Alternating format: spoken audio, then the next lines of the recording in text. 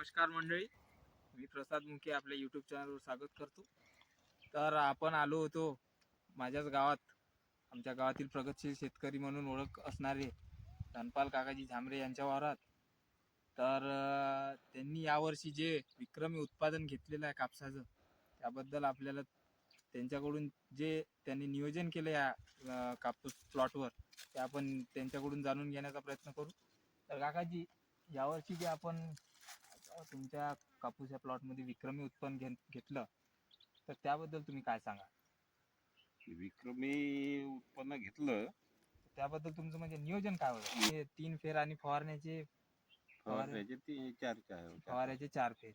आणि शेतकरी मित्रांनो, आपण बघू शकता की काकाजींनी जो नवीन प्रयोग केला आहे, जो शेंडे खोडणी केलेली आहे याची, त्याच्यामुळे किती % फायदा झाला असं वाटते तुम्हाला? याच्यामुळे मला लयच फायदा झाला. म्हणजे साधारण जे दरवर्षी उत्पन्न याचं त्याच्यापेक्षा सवाईने जास्त सवयीने जास्त आलं. कारण हे शेंडे खोडणी केल्यामुळे शेंडे खुडणी केल्यामुळे म्हणजे अतिरिक्त ब्रँचेस खालून का नाही खूप वाढले. ब्रँचेस वाढले आणि जे अतिरिक्त वाढ होत होती ती नाही झाली आणि माल पूर्ण कव्हर केला. तर शेतकरी मित्रांनो, बघू शकता की आपण जे अतिरिक्त वाढ होते पराठीची ते न करता जर शेंडे खोडणी केली तर किती फायदा होऊ शकतो हे काकाजीच्या प्लॉट मध्ये आपल्याला दिसत आहे. साधारण किती उत्पन्न आलं असेल काकाजी याच्या? साधारण म्हणजे आता सरासरी म्हणजे 15चा ॲव्हरेज आला. 15चा ॲव्हरेज आला. शेतकरी मित्रांनो, हा प्लॉट साधारण किती असेल?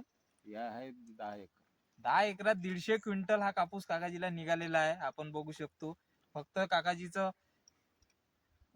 काकाजींनी नियोजन फक्त एवढंच केले की त्यांच्या नियोजनावर शेंडे खुडणी केली, 3 खताचे फेर आणि 3 ते 4 फवारण्या आहे. फक्त खूप कमी खर्चात काकाजींनी एवढं टार्गेट उत्पन्न काढलेलं आहे.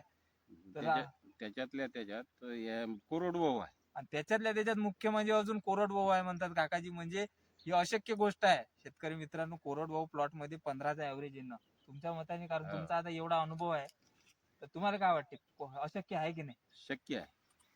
तुम्ही शक्य करून दाखवलं. म्हणजे बाकी ओव्हरऑल जर पाहतो म्हटलं तर ही गोष्ट अशक्य आहे, पण तुम्ही शक्य करून दाखवलेलं आहे. कारण ऍक्च्युली तुम्ही पाहू शकता. आणि अजून तुमचे किती फेर झालेले आहे मग याच्यामध्ये? आता एचनीचे 2 फेर झालेले आहे. या तिसरा चालू आहे. हा तिसरा फेर चालू आहे. अजून शेतकरी मित्रांनो, 1 फेर निघेल एवढे बोंड, हे हिरवे बोंड हे अजूनही दिसत आहे. याच्यावरून अंदाज बांधू शकतो की आपण 150च्या पुढेही जाऊ शकतो, 150 क्विंटलच्या पुढेही जाऊ शकतो. नाही, जाऊ शकते.